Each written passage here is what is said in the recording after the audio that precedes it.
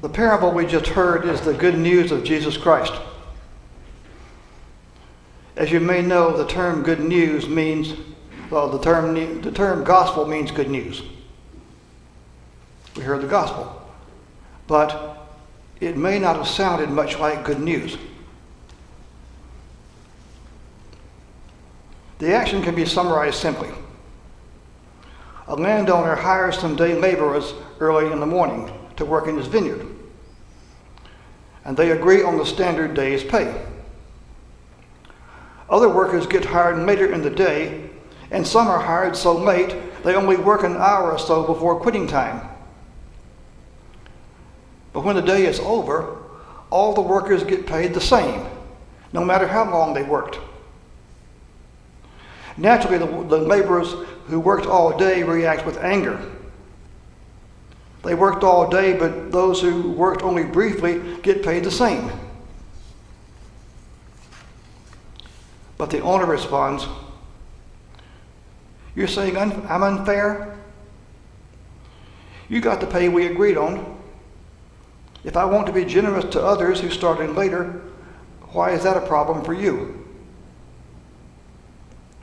This parable used to be one I didn't even like to read, much less want to preach on it. I would read it and agree with those who worked all day, as most of us do. That's not fair. Shouldn't Jesus promote fairness, paying workers what they earned? Actually, it's typical of Jesus' parables that they come with a twist. They defy our expectations. You'll recall the parable of the Good Samaritan, where the man who got beaten up and robbed gets help, but not from the respected religious leaders, but from a member of a despised minority. In the parable of the prodigal son, the son who runs off and blows all his dad's money comes off better than the son who stayed home and dutifully served his father. In the parable of the Pharisee and the tax collector, the one who threw himself on God's mercy as a sinner is justified rather than the one who bragged about his own good works. And so it's not surprising that this parable we just heard about how much workers are paid has an unexpected outcome and can leave us feeling uncomfortable. Judging fairness seems to be a built-in human response. Every parent has heard from their child, "It's not fair," whether they're reacting to getting a smaller piece of cake than their sibling or having to limit their screen time when, of course, their friends don't. So if you hear this parable and identify with those who worked all day, as most of us do, you can see their point. It seems obvious that workers should be paid according to their time on the job. Who wouldn't feel resentful if they worked all day and then saw others get the same pay for working just a short time? And yet, Jesus was very committed to justice, especially for people at the bottom of the social ladder. Maybe there's another way to look at this story, another perspective besides that of the workers who put in the full day. If you look up this parable in our Pew Bible, you'll see that it has a title, "The Laborers in the Vineyard." I looked at several other translations and they all have similar headings. Some say "The Workers in the Vineyard." It seems to me that this heading steers our thinking in a certain direction. It implies that the parable is about the laborers' work and their reactions to their pay. A different title has been suggested by Lutheran minister Nadia Bolz-Weber, "The Parable of the Landowner." I'm going to call it the parable of the generous landowner. or the generous employer. For it's the landowner who hires the workers and decides who gets paid what. Notice that this landowner is compassionate and generous even in the hiring process. He is still engaging workers near the end of the day, when there's not much time left to work and they're not likely to produce enough to bring in much of a profit. For those of us who have regular jobs or other steady income, it may be difficult to identify with the situation of those men who stood around in the marketplace every day waiting and hoping to be hired. They literally live from day to day. They have no Social Security, no safety net. If no one hires them, they may not be able to feed their families. This landowner cares enough about them to give them work and a chance to stave off poverty a little longer. And so the resentment of the workers who worked all day is not the point of the parable. The point is the generous landowner who stands for our generous God. The story is about the God of grace. And the better I understood that, the more this parable became one of my favorites, because it gives a memorable picture of how God's grace works. What do we mean by grace? Grace is a shortcut for all that our generous God offers us in our need. God's fundamental attitude toward people is love. And grace is the way God's love is expressed toward flawed and needy people. One way to summarize grace is with 3 words starting with P. Grace is God's provision for our needs, God's pardon for our sins, and God's power to enable us to live in a Christ-like way. Paul wrote about the incomparable riches of God's grace. As the well-known hymn says, it is indeed amazing grace. What's amazing is that God gives to us regardless of what we deserve or what we think we've earned.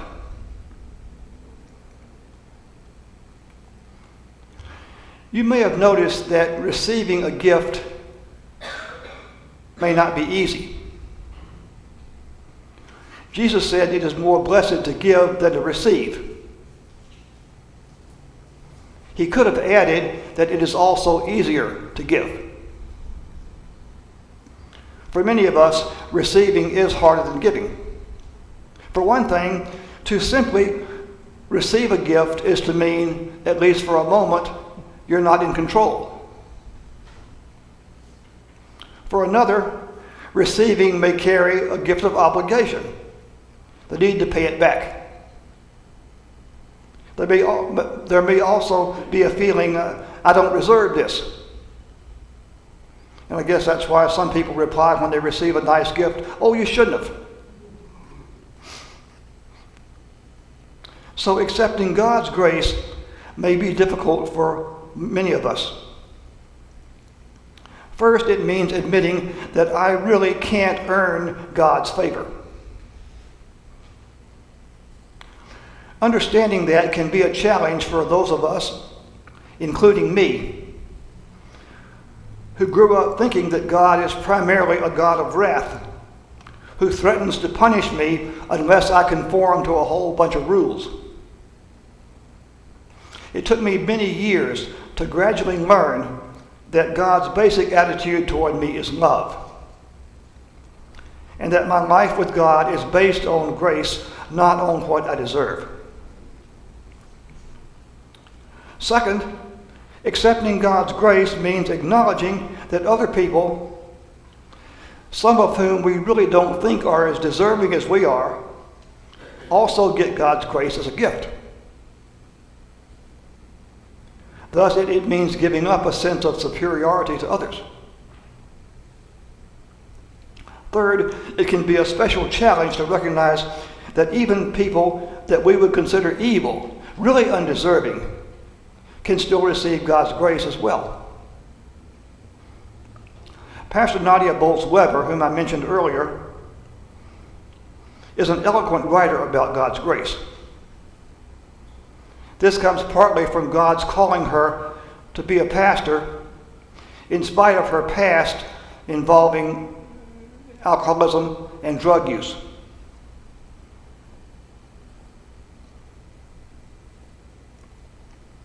Pastor Nadia tells a story about how hard it was for her as a minister of the gospel to accept that God's grace really was for everyone, even someone who was clearly undeserving. It was around Christmas time in 2012.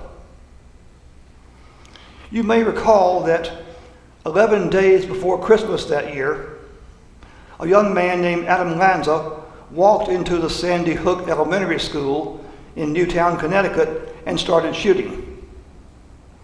He took the lives of 26 students, teachers, and administrators before he killed himself. Pastor Bolz-Weber was planning a Christmas Eve service to commemorate the people who died at Sandy Hook. She intended to read each person's name, followed by their age, and then a bell would sound after each name.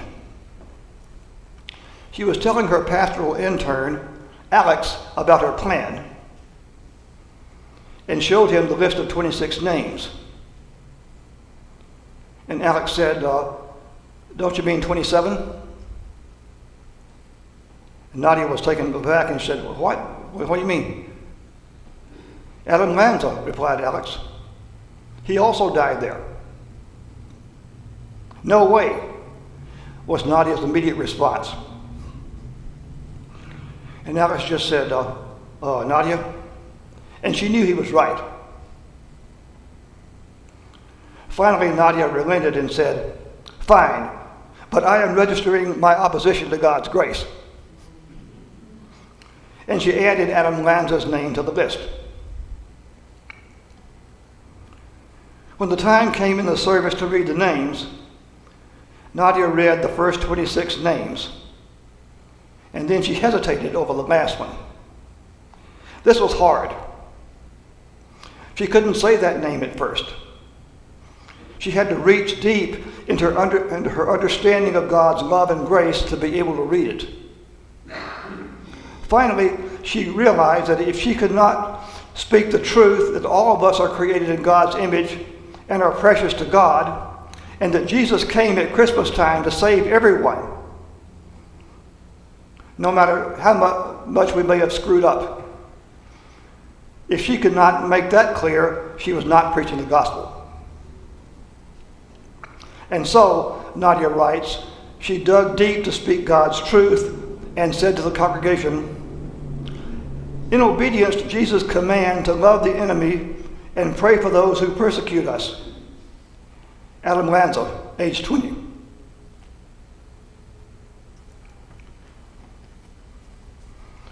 The story we've been considering about the generous employer is, of course, a parable.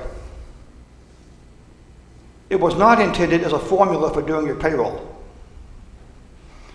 A business that tried to pay workers that way would not be in business very long. But it's the generosity of the employer that's an example for us. And of course, the employer is a stand-in for our generous God. This employer showed grace in a work context. I have a relative, Sandra, who was looking forward to retiring from her office job. And she intended to work up to a certain day, and that would secure her full pension. But a cancer diagnosis forced her to stop working a few months before that deadline.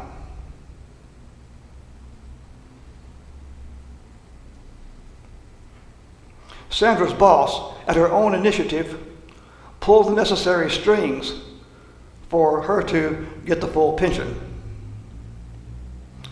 On top of that, when Sandra had to move to a new apartment, her former boss and a few co-workers rented a truck and moved her stuff.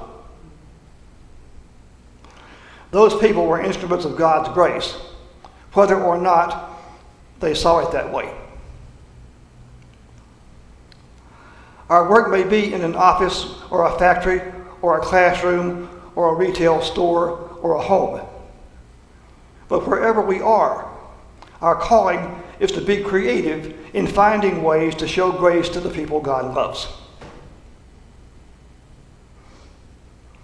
And of course it doesn't have to be a work context. One cold winter day, I was in the Meijer parking lot wheeling my groceries to our vehicle.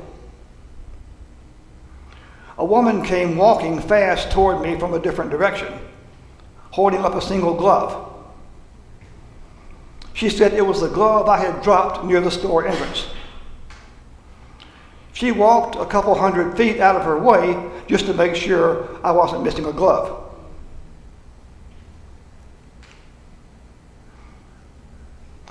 That kind of behavior is often called a random act of kindness. But what I'm talking about is more than just random acts.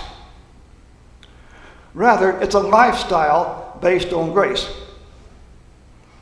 in which our acts of kindness flow out of a deliberate orientation to see people as God sees them and act so as to bless them.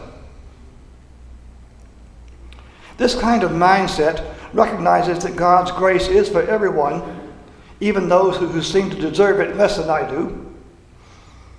It's a commitment to being a channel of God's grace and being alert to opportunities to bless people.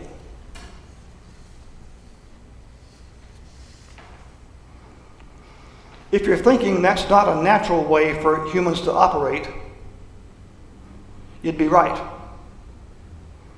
We seem naturally better at looking out for ourselves than at looking out for chances to show grace to others. So how does that work for us? Well, as we experience God's grace, it transforms us. The more we are aware of God's grace in our lives, the more we want to show grace to others. And how do we become more aware of God's grace?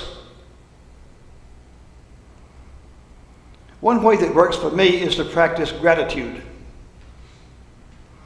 The Bible encourages us to be thankful in all situations. I like to look for things to be thankful for, even in apparently ordinary situations. Grocery shopping can seem routine or even a chore.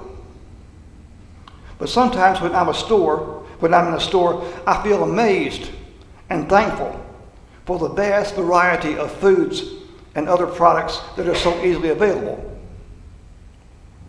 We can even get fresh fruits and vegetables in Michigan in the middle of winter. And they sure don't grow that stuff around here. And I can give thanks for the many people whose efforts came together to make all that available. And being grateful for all that food can move me to help those who aren't able to just buy whatever they need to eat. Even when things don't seem to be going our way, we can be thankful for God's presence with us, for people who can help, for the lessons we can learn. Practicing gratitude is not only good for our spiritual health, but for our psychological well-being as well. When I'm feeling down, just being thankful can help to lift my spirits.